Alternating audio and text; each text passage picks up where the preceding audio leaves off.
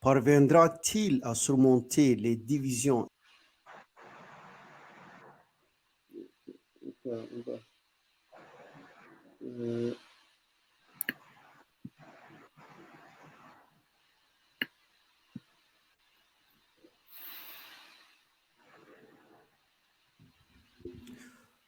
Donc, la question qu'on se pose aujourd'hui est de savoir si Mohamed Idriss Déby parviendra-t-il à surmonter les divisions ethniques, régionales, religieuses et politiques afin de devenir un leader visionnaire pour le bien-être du Tchad?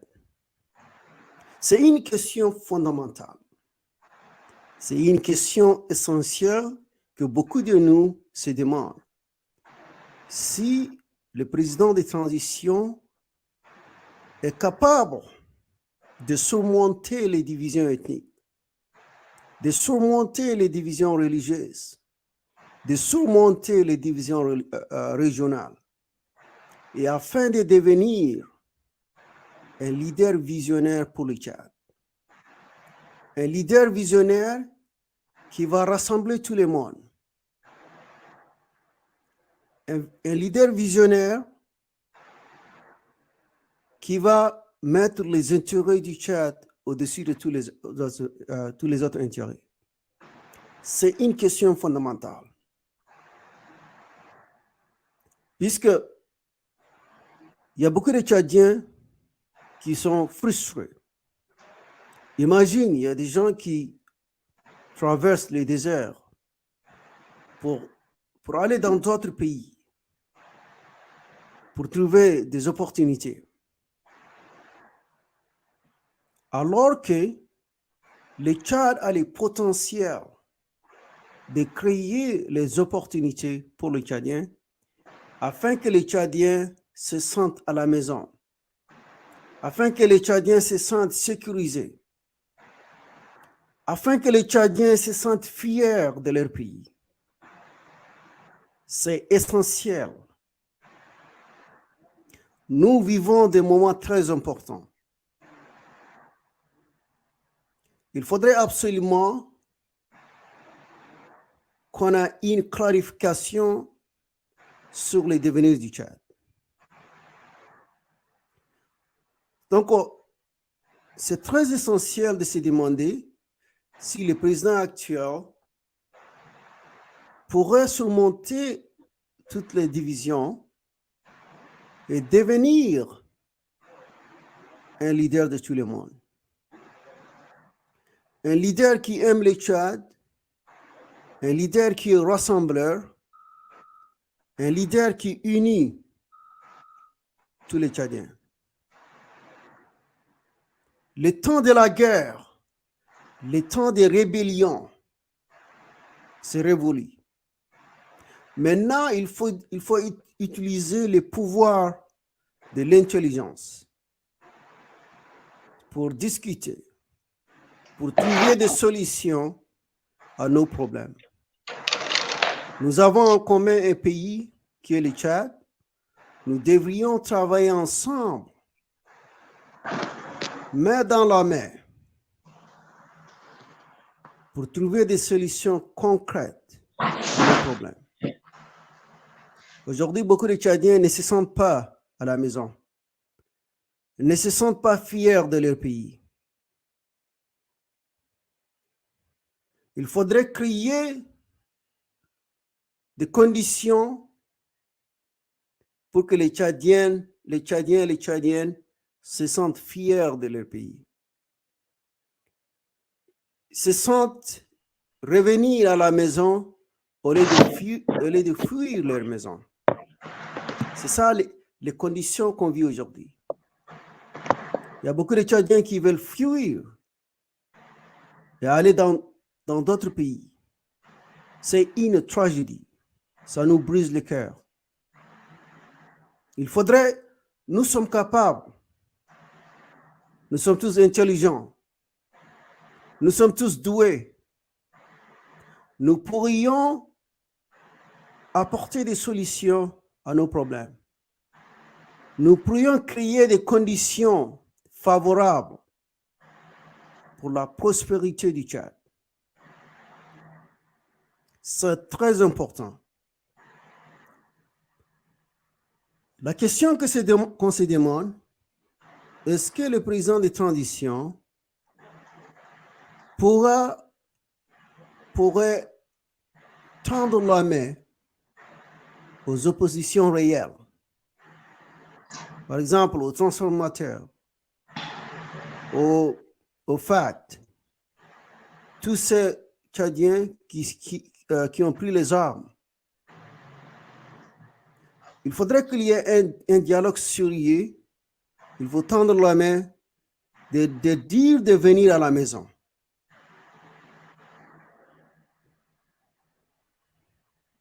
Ça fait plus de 30 ans qu'on est engagé, qu'on s'entretue,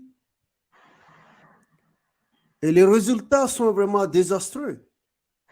Mais donc, il faut changer les méthodes. Si nous voulions un avenir prospère pour le Tchad, il faudrait qu'on utilise des méthodes nouvelles pour qu'on puisse sortir de cette situation. Donc, maintenant, il appartient au président de la transition de se demander s'il est capable, s'il n'est pas capable de surmonter les divisions claniques, de surmonter les divisions religieuses et de devenir un président qui est visionnaire. Il faut avoir une vision pour le Tchad. Et puis un président qui va mettre les intérêts du Tchad au-dessus de tout autre intérêt. Il faudrait qu'on s'unisse pour qu'on ait une prospérité réelle, pour qu'il y ait une justice réelle, pour qu'il y ait des institutions réelles. Il faudrait qu'on crée la fierté tchadienne. Tous les Tchadiens savent que vous êtes venus au pouvoir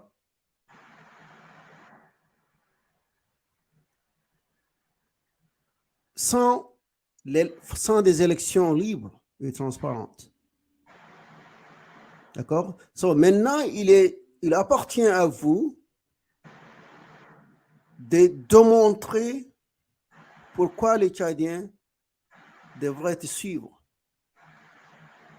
Donc, c'est une responsabilité qui appartient à toi, à vous, de démontrer à tout le monde que vous pouvez être un leader visionnaire pour le Tchad. C'est très essentiel. Donc, c'est une question fondamentale que beaucoup de gens se posent.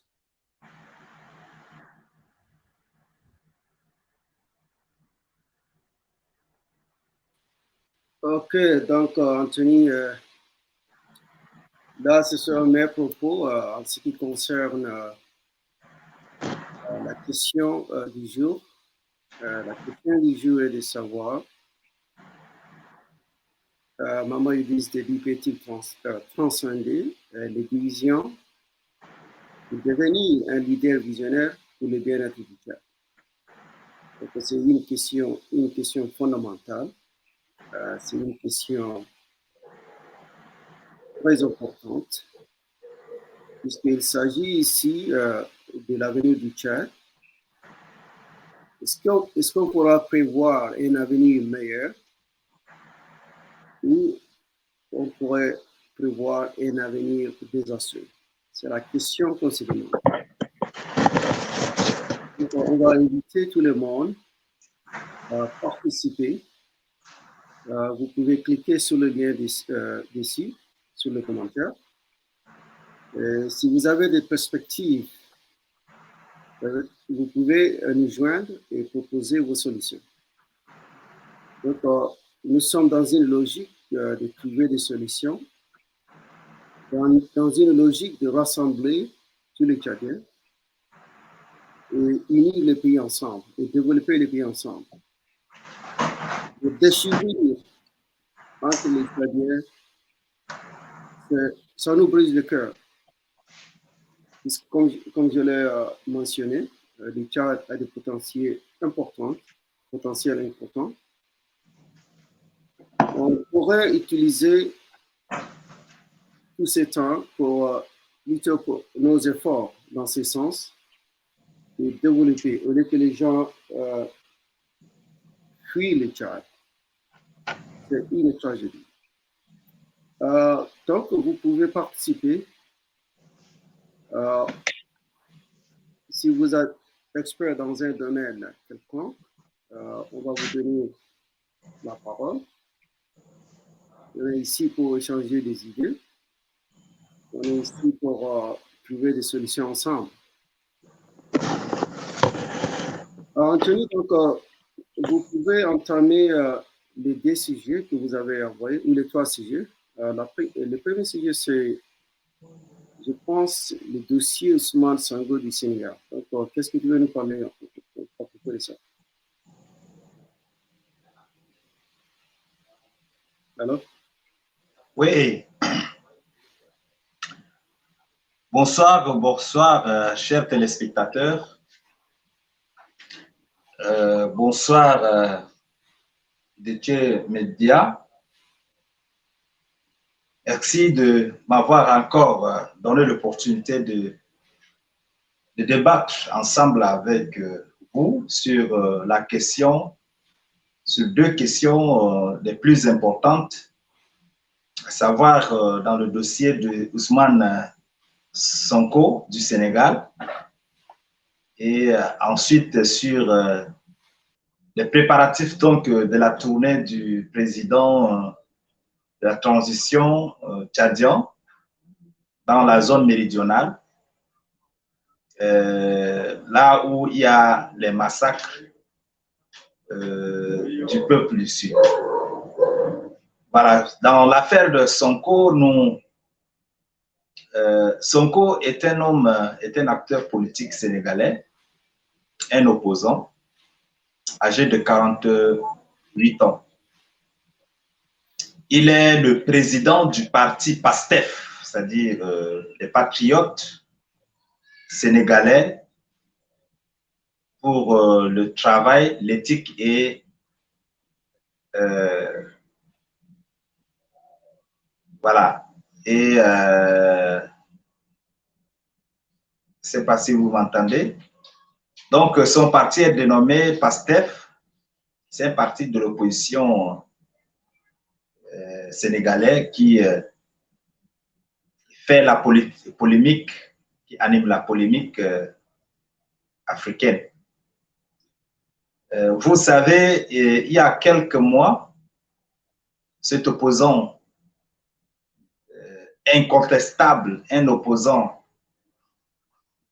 qui mérite toute appréciation, un panafricaniste sénégalais qui s'est mis au service du peuple, qui a une vision politique appréciée par le peuple sénégalais, a été, selon lui, victime d'un complot. Donc, il était accusé dans un premier temps d'avoir exercé un viol sur une fille masseuse hein, qui s'appelle Adji Sarr, une masseuse dans la capitale dakaroise. Et donc, il a également menacé cette fille de mort. Ça, ce sont les premières accusations à l'encontre de l'opposant Ousmane Sonko. C'est ainsi qu'il a été convoqué en 2021 dans le tribunal de la Cour d'appel de Dakar. Et cela a créé une vive tension par ses militants et ses partisans. Ce jugement a été retardé jusqu'à ce que le 1er juin, un verdict était tombé. Le verdict qui condamne Ousmane Sonko à 2 ans de prison ferme. Le verdict, en son lieu et place, a acquitté l'opposant Ousmane Sonko de ses premières accusations qui consistent le viol et menace de mort. Donc, Sonko a été acquitté du viol et menace de mort, mais a été condamné, au contraire, par surprise du citoyen lambda, de la corruption de la jeunesse. Et donc, ces militants, et selon lui, ont trouvé que cela pourrait être un complot, parce que la corruption de la jeunesse est un fait, est une infraction pénale incriminée dans le code pénal sénégalais. Donc cette peine-là... Anthony, je vais intervenir un peu là oui, pour demander certaines questions en ce qui concerne ces dossiers. Donc, il est accusé de la corruption de jeunesse. Qu'est-ce qu'il s'agit? Qu'est-ce qu'il a fait exactement pour que la justice sénégalaise arrive à dire qu'il est en train de corrompre les jeunes? C'est dans quel sens? Oui, je disais, dans un premier temps, c'était en 2021 que Sonko a été accusé par une fille appelée Hadj Saha. Oui, c'est une masseuse. La question est de savoir, vous avez dit que la justice sénégalaise l'accuse de corrompre la jeunesse sénégalaise, n'est-ce pas? Oui. Donc, quels sont les éléments qui prouvent qu'il est en train de corrompre les jeunes? Dans quel sens? Quels sont les éléments qui prouvent que quoi? Qui prouvent qu'il est en train de corrompre les jeunes. Oui, justement, c'est cette question qui a conduit l'opposant à dire que ça doit être un complot. C'est un complot politique qui se manifeste sous d'autres formes au niveau de la justice. Donc, Ousmane Sonko a été premièrement accusé d'avoir violé et menacé de mort, d'avoir envoyé des menaces de mort sur la personne de la fille Hadj Sa, et a également violé cette dernière. Mais attendez, ce sont des accusations menées par la justice sénégalaise, n'est-ce pas? Oui. Mais vous dites qu'il est aussi accusé de corrompre la jeunesse sénégalaise.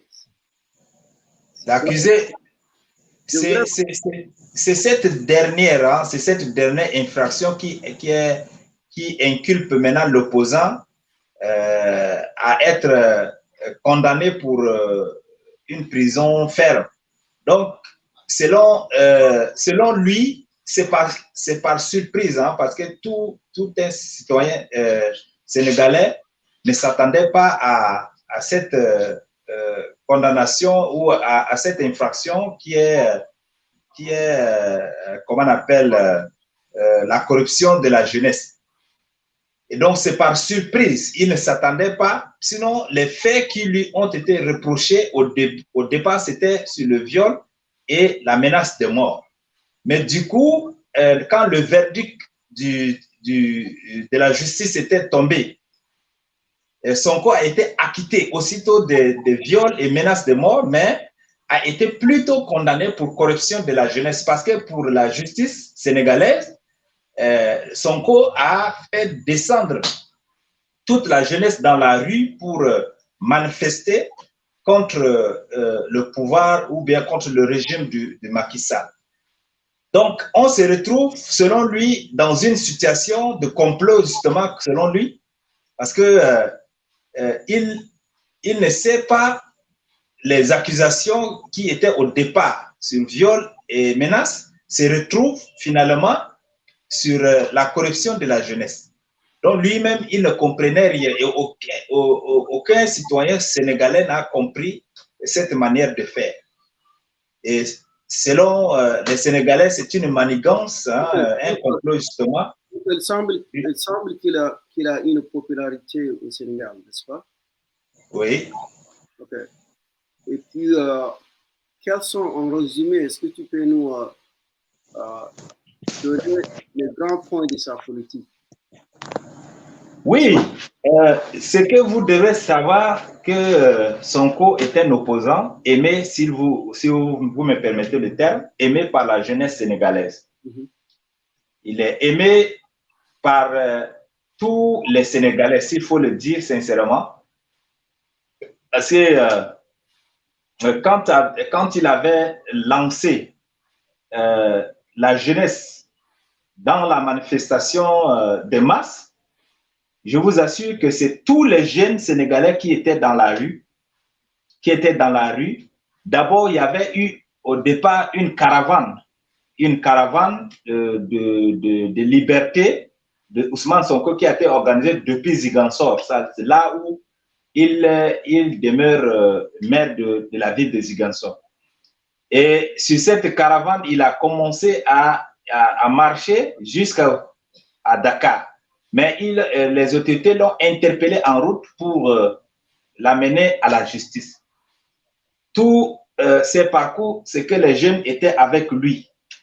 Aujourd'hui, la tension a monté en telle enseigne que aujourd'hui, on nous fait comprendre qu'il y a 15 morts, ce qui est inadmissible et c'est historique pour un pays comme le Sénégal. Il y a le maire de la ville de Dakar qui a fait aussi défection hier pour s'adresser directement à Macky Sall sur sa façon de faire. Il y a aussi l'ex-première dame, Madame Abdoulaye Wade aussi, qui a fait défection ce matin pour s'adresser également à Macky Sall. Donc, sérieusement, il faut se dire que le Sénégal est en ébullition, parce que la tension monte à telle enseigne que Macky Sall se trouve dos au mur. Il a la responsabilité de décider du sort du Sénégal, où le Sénégal va directement dans le chaos. Parce que ça ne marche pas du tout, de tous côtés. Même les militaires étaient effectivement descendus dans la rue avec les manifestants. Vous voyez que le Sénégal est en feu actuellement. Ouais, c'est pas.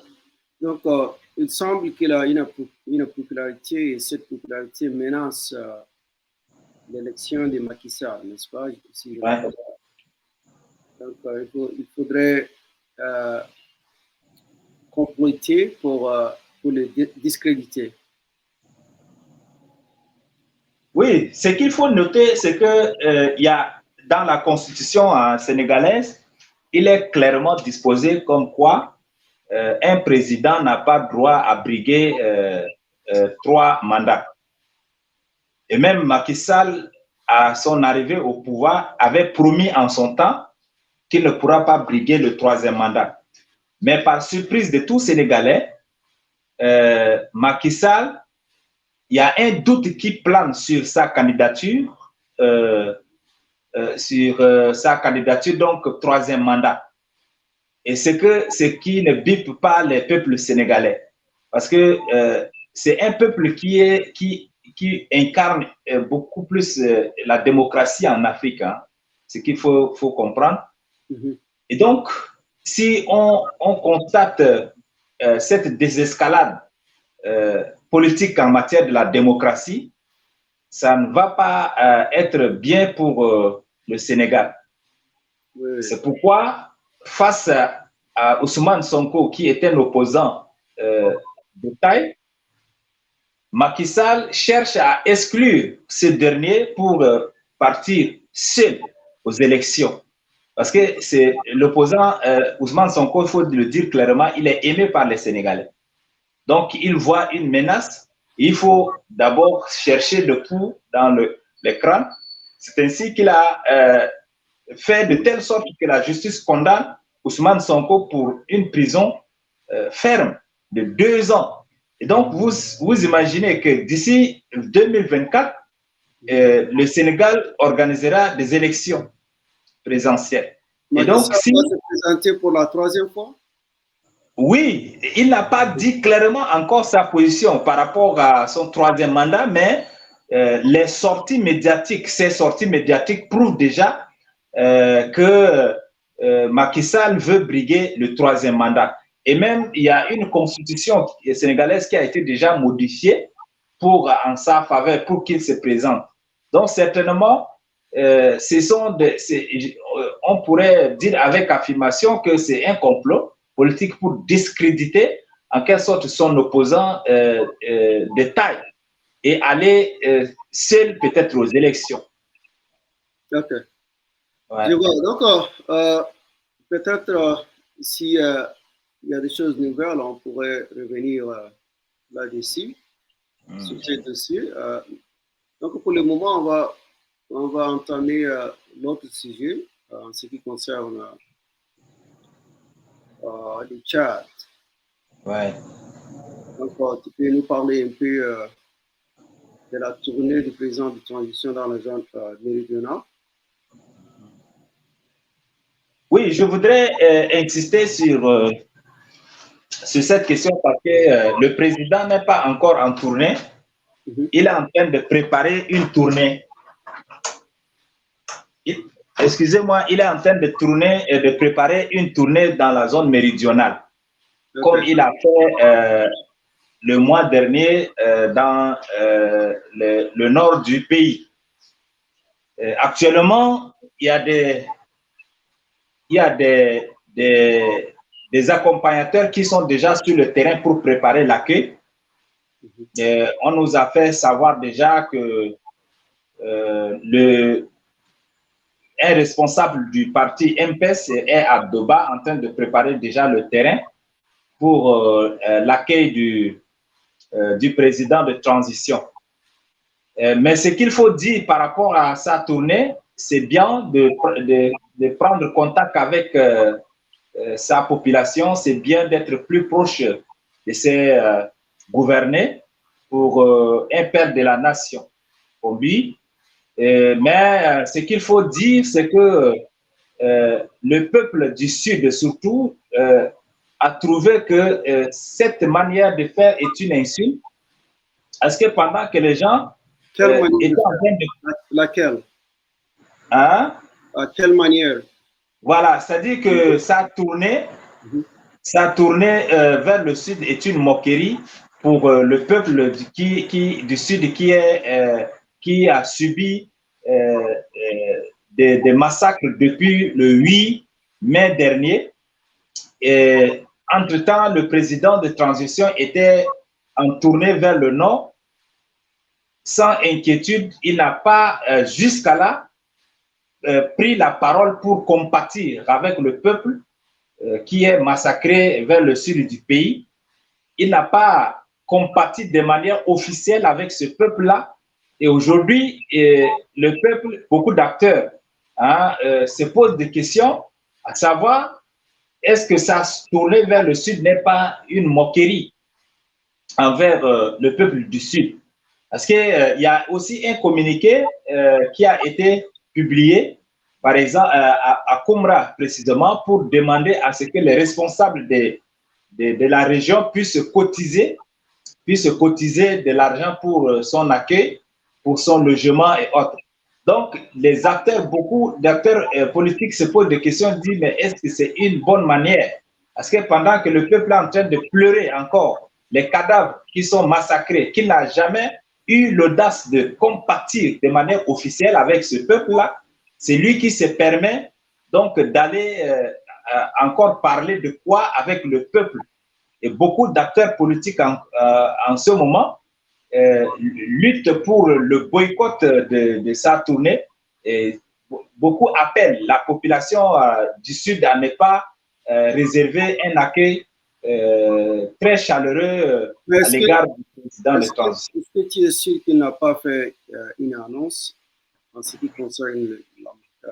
Justement, il n'avait pas fait une annonce comme ça officielle pour compartir avec le peuple. Il n'a pas fait depuis le premier massacre, donc dans le Niapende, dans la province du Logone oriental. Il n'a jusqu'à là rien dit à ce propos. Vous voyez, ce qui fait que la population du Sud est sur tension et selon les informations qu'on reçoit par-ci, par-là, c'est que la population va montrer effectivement sa colère si jamais, va montrer sa colère au président de transition si jamais il osera mettre pied là-bas. Ok. Donc, vous voulez dire qu'il devrait travailler plus pour gagner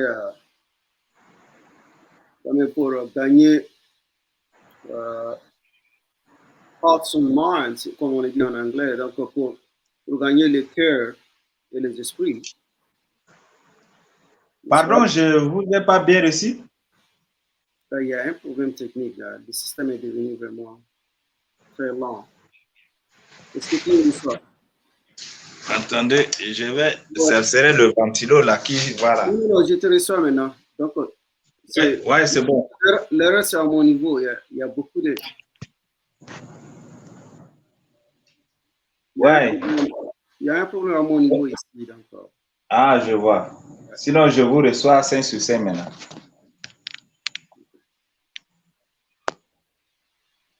Donc, qui sont ceux qui sont coupables de ces massacres? Est-ce qu'on a pu les arrêter? Les coupables? Oui. Oui. Il y a eu une vidéo, effectivement, publiée sur les réseaux sociaux qui fait état donc d'arrestation des auteurs de massacres. Par exemple, le dernier massacre à Bara 2, dans le Mandoul, surtout dans la sous-préfecture de Barsara. Donc, quelques têtes des éleveurs ont été présentées sur les réseaux sociaux pour dire que ce sont ceux-là qui étaient à l'origine du massacre. Aussi, ils ont montré également 9 armes prises avec ces éleveurs. Ce sont des éleveurs. Oui, ce sont des éleveurs. Il y a des doutes qui planent hein, parce que jusqu'à là, on ne comprend pas est-ce que ce sont réellement des éleveurs ou bien des gens qui se déguisent en éleveurs pour tuer. On ne sait jamais. Parce que jusqu'à là, il n'y a pas quelque chose de clair encore. Mais quels sont les motifs qui poussent ces gens à massacrer la population qui... Vous voyez que la technique de massacre est tellement complexe à tel sens que c'est difficile de comprendre parce que c'est des gens qui viennent en turbané, en tenue militaire. Dès 4 heures, dès 5 heures, ils attaquent le village, ils tuent et après avoir commis ces forfaits, ils sont disparus dans la nature. Donc, c'est difficile hein, de cerner ces gens qui sont bien armés à moto, à cheval. Ils ont des armes à feu. Donc, ils viennent dans les villages pour Oui. commettre le massacre. N'est-ce pas? Oui. Donc, ils viennent dans les villages pour commettre des massacres. Je vous reçois. Ouais, donc, tu peux répondre à ma question? Je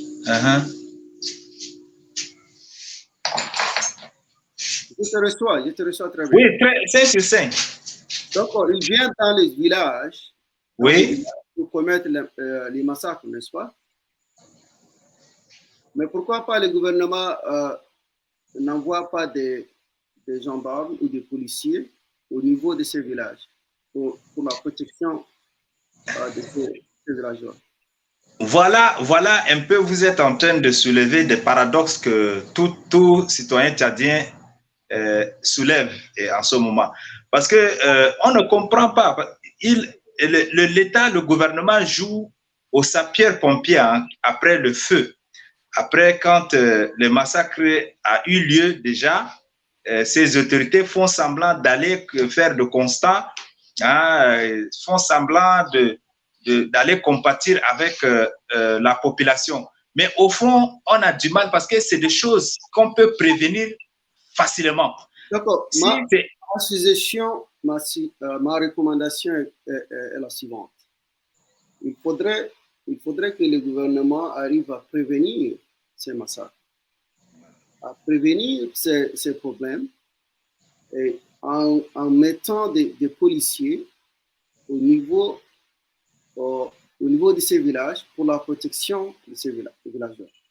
Soit le gouvernement fournit des armes aux villageois pour se protéger, soit le gouvernement doit prendre la responsabilité de mettre des policiers ou des gendarmes, d'accord, au niveau de ces villages pour leur protection. C'est inacceptable. C'est incroyable de voir ces massacres se perpétuer à chaque fois. C'est inacceptable. D'accord? C'est une situation qu'on pourrait aisément prévenir. C'est ça ma recommandation. Justement, c'est pourquoi on se pose cette question. Parce que là, un pays comme le Tchad, en termes de sécurité, ne peut pas quand même être le moindre. Parce que logiquement, c'est des choses c'est des choses qui se répètent à chaque fois. Logiquement, le gouvernement déjà doit prendre des dispositions préventives contre ces genres de massacres pour que cela puisse s'arrêter. Mais paradoxalement, on constate autre chose sur le terrain. Le gouvernement vient souvent après que le massacre ait été réalisé. Mais là, et pour même prendre ces auteurs-là, ceux qui ont commis ces massacres, il va falloir que la population elle-même s'engage dans la recherche des auteurs. La population elle-même insiste sur que les autorités puissent retrouver ces auteurs avant que ceux-là ne puissent faire semblant pour arrêter les auteurs. Une autre solution que je pourrais proposer. L'autre solution, c'est de traîner, de former ceux qui vivent dans ces villages, okay? De les former de manière professionnelle et de les intégrer dans la police ou dans la gendarmerie. Ils pourront vivre dans les villages et puis ils pourront aussi avoir le rôle de protection, le rôle de policier ou le rôle de gendarme. Ouais. Donc aussi, le gouvernement pense qu'il serait difficile d'envoyer des militaires sur le terrain ou des policiers sur le terrain. Il faudrait former ceux qui sont dans les villages, à savoir former de manière professionnelle et de les intégrer dans la police ou la gendarmerie pour qu'ils vivent là-bas et puis pour qu'ils aussi exécutent la protection de ces villageois. Ouais. Là, c'est une solution que je propose. Donc, toujours est-il que ça dépend du gouvernement de les implémenter. Justement, parce que ce sont là les meilleures solutions qui passeront toujours inaperçues parce qu'il n'y a pas un engagement dans le sens de protéger la population. Parce que si réellement c'est à cette volonté de protéger cette population du Sud, je crois que c'est très, très facile. C'est très facile. Les solutions sont là énormes même si vous le voulez. Là déjà, il y a encore un autre souci parce que souvent on constate c'est quand il y a la commission de désarmement vient arracher les petits couteaux, les petits saguets, les petits instruments de protection de ces villageois là. On vient pour fouiller les armes, pour retrouver les armes, mais on finit par ramasser tout ce qui est des moyens qui permettent à ces villageois là de se protéger des petits couteaux, des petits saguets et autres, on arrache ça. Et juste quelques jours après, ces gens bien armés viennent tuer et continuer de village en village. C'est des choses répétitives, en quelque sorte, que jusqu'à là, le gouvernement ne dit mot. Donc, on ne comprend pas qu'est-ce qui est derrière réellement ces massacres du Sud. Oui, ça nous brise le cœur, puisque ce sont des choses qui pourront utiliser les gens qui ont des agendas politiques pour passer la division du Tchad. Nous penserons que la solution à ces problèmes, c'est de carrément faire une division. Je pense que ce n'est pas la solution. D'accord? La solution est beaucoup plus simple. Le gouvernement pourrait envoyer des policiers sur le terrain pour la protection de ces villages. C'est très important. Donc, la question du jour, c'est de savoir si Mohamed Idriss Déby peut-il transcender les divisions claniques, les divisions régionales, les divisions religieuses, afin de devenir un leader visionnaire pour le devenir du Tchad. C'est ça la question du jour. S'il y a des gens qui veulent participer, j'ai mis les liens. Sinon, je pense qu'on va tendre vers la fin. Donc, est-ce que tu as un dernier mot? Oui, par rapport à la question du jour. Non, si par rapport à ce qu'on a discuté jusqu'à là. Pardon? Par rapport à tout ce qu'on a discuté. Oui, par rapport à tout ce qu'on vient de dire, c'est ce que je voudrais peut-être dire pour finir, en commençant par l'affaire Ousmane Sonko.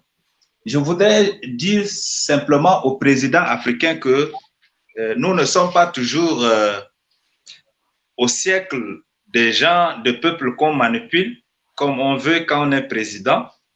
Mais nous sommes à un siècle, il faut changer certaines mentalités, il faut changer l'ancienne manière de faire.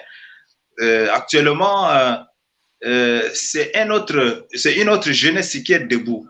Cette jeunesse que parfois les hommes politiques à la solde de la France disent que ce sont d'autres jeunes qui manipulent cette jeunesse pour troubler l'ordre. Non, la jeunesse même là est déjà consciente de ce qui se passe. Parce que nous ne devons pas continuer à rester dans cet état de sous-développement et continuer à être exploités par les Européens. Les jeunes ont compris déjà que les Africains ont leurs responsabilités. Ils ont leurs responsabilités face au développement de leur continent, de leur pays et de leur village. Hein? On ne devrait pas attendre tout de l'Europe, ni souvent crier des fins pour que les Occidentaux puissent nous apporter à manger, parce que c'est nous qui sommes les premiers pays que ces Européens-là viennent puiser des ressources ici. Mais c'est nous qui mourons de maladies bizarres, c'est nous qui mourons de faim, c'est nous qui subissons toutes les conséquences sociales sur nous. Donc, la jeunesse a pris cette conscience déjà et qu'il faut que les leaders africains en place depuis des années doivent comprendre que cette mentalité a été changée. Cette mentalité a complètement changé, qu'il faut revoir un peu l'ancienne politique. Et ce que Macky Sall est en train de faire, c'est un jeu politique qui verra l'échec d'office s'il continue à se maintenir dans sa posture. Je crois qu'il est en train de plonger le Sénégal directement dans le chaos. Et c'est un chaos qui va avoir des conséquences sur le Sénégal pendant des siècles et des siècles. Il est temps, il a la responsabilité, il a la clé de décider, de dire quelque chose afin que le Sénégal puisse retrouver son image de Sénégal que tous les Africains connaissent. Il faudrait qu'il dise un mot parce que s'il continue à maintenir sa position, ce qui est sûr, le peuple sénégalais qui est debout ne va jamais baisser le bras jusqu'à ce que les choses changent. Donc, Macky Sall a cette responsabilité de décider quelque chose pour que la tension puisse s'abaisser. Sinon, ça serait un peu compliqué. Voilà, un peu pour le cas du Tchad, parce que je disais tantôt que le président de transition est en train de se préparer pour se rendre au sud du Tchad. Et avec tout ce qui se passe, il faut dire clairement que c'est un président de transition, il est en train d'assurer la transition, mais c'est un Tchadien, il peut aussi nourrir des ambitions politiques pour être président du Tchad et président de la République, président chef de l'État. Mais cela est déjà décidé, il ne faudrait pas qu'on se... C'est déjà décidé, n'est-ce pas? Pardon? C'est déjà décidé, n'est-ce pas? Ce n'est pas quelque chose de nouveau. Oui, non, mais cela n'a pas été décidé clairement parce qu'il y a des choses qui... les gens travaillent en ce moment avec la résolution du soi-disant dialogue national inclusif et souverain. Donc, c'est les résolutions prises à l'issue de ce dialogue-là qui sont en train de suivre en ce moment. Donc, j'ai une question concernant ces résolutions. Donc, là, dans la résolution, il est dit que le président de la transition ne sera pas présenté pour les élections. Voilà, dans les résolutions, c'est dit, il y a deux questions qui font la polémique en ce moment. La première question consiste de la question d'éligibilité du président de transition. Parce que dans la Constitution et dans les textes qui régissent en ce moment l'Union africaine, c'est que quand on assure la transition, on ne peut pas se présenter aux élections. Ça, c'est ce qui est dit dans les textes selon la voie normale. Maintenant, les résolutions du dialogue lui donnent la possibilité de se présenter aux élections. Mais lui-même, il n'a pas dit clairement sa position. Non, attendez, vous dites que les résolutions lui donnent la possibilité de se présenter aux élections? Oui. Ok, encore. Je ne vois pas, donc moi je ne vois pas l'obstacle dans ce sens. Il sera, à mon avis, il est déjà le président, d'accord? Donc, oui, bon, il est président pas par la voix du peuple, parce que vous êtes aussi témoin de la façon avec laquelle le dialogue s'est tenu au Tchad. Un dialogue qui était pratiquement monté de toutes pièces et monté des partisans hein, de partisans que nous connaissons tous en ce moment. Un dialogue qui n'a pas été à l'unanimité du peuple tchadien. Donc, ce dialogue d'abord a été contesté. Et pire encore, il y a des résolutions qui n'ont pas fait l'unanimité jusqu'à là. Aujourd'hui, vous écoutez déjà que les politico-militaires qui ont signé l'accord de Doha, qui sont rentrés pour le dialogue, font déjà des communiqués pour critiquer ce qui se fait, l'application de ces résolutions actuellement, en commençant par le CONAREC qui a été mis sur pied, en commençant par le projet de constitution qu'ils ont validé il n'y a pas plus tard 3 jours. C'est ce projet de constitution qui devrait logiquement prendre en compte 2 aspects, parce qu'il y a la fédération et il y a l'État unitaire qui n'a pas fait débat au dialogue. Donc, le comité ad hoc a renvoyé ce sujet au référendum. Donc, logiquement, on devrait faire un projet de constitution prenant en compte et l'État unitaire et la fédération. Mais le comité ad hoc qui était monté a fait un projet de constitution prenant en compte uniquement l'État unitaire. Donc, ça a été l'objet de contestation actuellement que je suis en train de vous parler. Beaucoup d'acteurs politiques sont en train de contester ce projet-là déjà. Et là, il faut le dire clairement parce que même la question d'éligibilité du président de transition fait toujours polémique parce qu'on dit, même pour celui qui n'a pas étudié le droit, la morale même fait déjà croire qu'on ne peut pas être juge et parti en même temps. Parce qu'on assure la transition. C'est le président de transition qui doit organiser les élections et lui-même, il est candidat. Donc, il n'y a pas chance de rater parce que quand on organise quelque chose et on rate, ce n'est pas possible. Et c'est ça qui va mettre en danger encore la politique du Tchad. Et toujours, le problème, le conflit, le problème, les tensions politiques ne vont jamais s'arrêter. Si on doit évoluer sur ce pas-là, c'est dangereux pour le Tchad. Et la question de division qui alimente maintenant la politique des leaders politiques ou bien des acteurs politiques au pays ne va jamais cesser. L'histoire des rébellions, les rébellions, ça ne va jamais cesser parce que pour qu'il y ait stabilité, il faudrait que le peuple s'accorde sur quelque chose qui est très bien transparent. Mais quand il y a des contestations de majorité sur les minorités, c'est un peu dangereux. Voilà, donc il faut écouter aussi le cri du peuple, naturellement. En tout cas moi, je ne crois pas réalisme. Moi, je pense qu'on pourrait mieux résoudre les problèmes du Tchad quand on est réaliste. D'accord? Donc, je vais mettre mes propos et puis on va finir. D'accord? Ouais.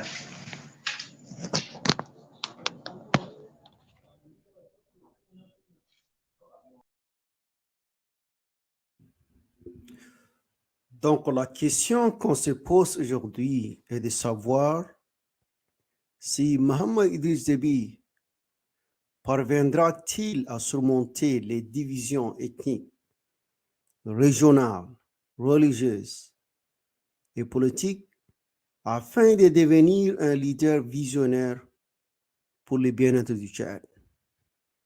C'est une question fondamentale. C'est une question essentielle que beaucoup de nous se demandent. Si le président de transition est capable de surmonter les divisions ethniques, de surmonter les divisions religieuses, de surmonter les divisions régionales, et afin de devenir un leader visionnaire pour le Tchad. Un leader visionnaire qui va rassembler tout le monde. Un leader visionnaire qui va mettre les intérêts du Tchad au-dessus de tous les autres intérêts. C'est une question fondamentale. Puisque il y a beaucoup de Tchadiens qui sont frustrés. Imagine, il y a des gens qui traversent les déserts pour aller dans d'autres pays, pour trouver des opportunités. Alors que le Tchad a le potentiel de créer les opportunités pour les Tchadiens afin que les Tchadiens se sentent à la maison, afin que les Tchadiens se sentent sécurisés, afin que les Tchadiens se sentent fiers de leur pays. C'est essentiel. Nous vivons des moments très importants. Il faudrait absolument qu'on ait une clarification sur les devenirs du Tchad. Donc, c'est très essentiel de se demander si le président actuel pourrait surmonter toutes les divisions et devenir un leader de tout le monde. Un leader qui aime le Tchad, un leader qui est rassembleur, un leader qui unit tous les Tchadiens. Le temps de la guerre, le temps des rébellions, c'est révolu. Maintenant, il faut utiliser les pouvoirs de l'intelligence pour discuter, pour trouver des solutions à nos problèmes. Nous avons en commun un pays qui est le Tchad. Nous devrions travailler ensemble, main dans la main, pour trouver des solutions concrètes à nos problèmes. Aujourd'hui, beaucoup de Tchadiens ne se sentent pas à la maison, ne se sentent pas fiers de leur pays. Il faudrait créer des conditions pour que les Tchadiens et les Tchadiennes se sentent fiers de leur pays, se sentent revenir à la maison au lieu de fuir leur maison. C'est ça les conditions qu'on vit aujourd'hui. Il y a beaucoup de Tchadiens qui veulent fuir et aller dans d'autres pays. C'est une tragédie. Ça nous brise le cœur. Il faudrait, nous sommes capables, nous sommes tous intelligents, nous sommes tous doués. Nous pourrions apporter des solutions à nos problèmes. Nous pourrions créer des conditions favorables pour la prospérité du Tchad. C'est très important. La question qu'on se demande, est-ce que le président de transition pourrait tendre la main aux oppositions réelles? Par exemple, aux transformateurs, aux FAT, tous ces Tchadiens qui ont pris les armes. Il faudrait qu'il y ait un dialogue sérieux. Il faut tendre la main, de dire de venir à la maison.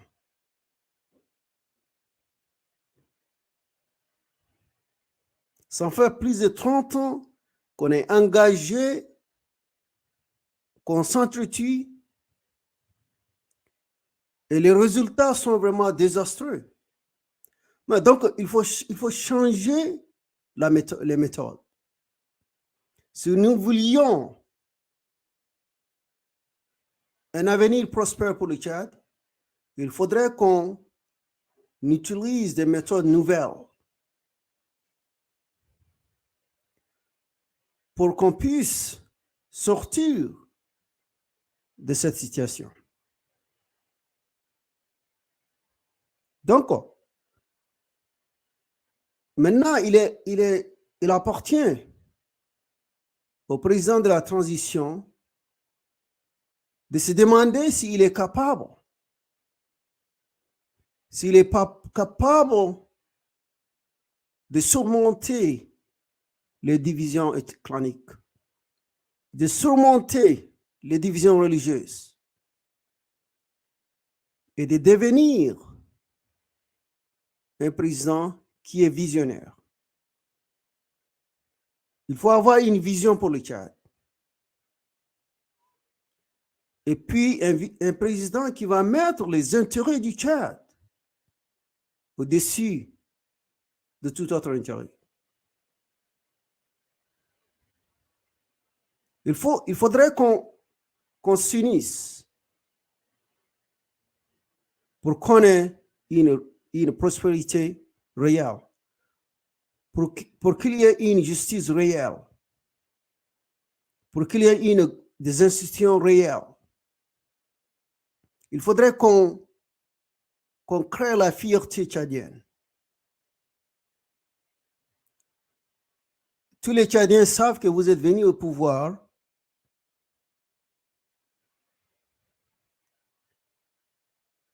sans des élections libres et transparentes. D'accord? Maintenant, il appartient à vous de démontrer pourquoi les Tchadiens devraient te suivre.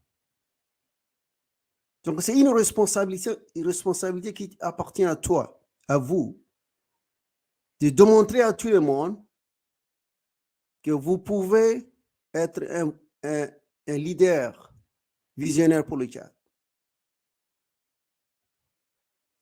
C'est très essentiel.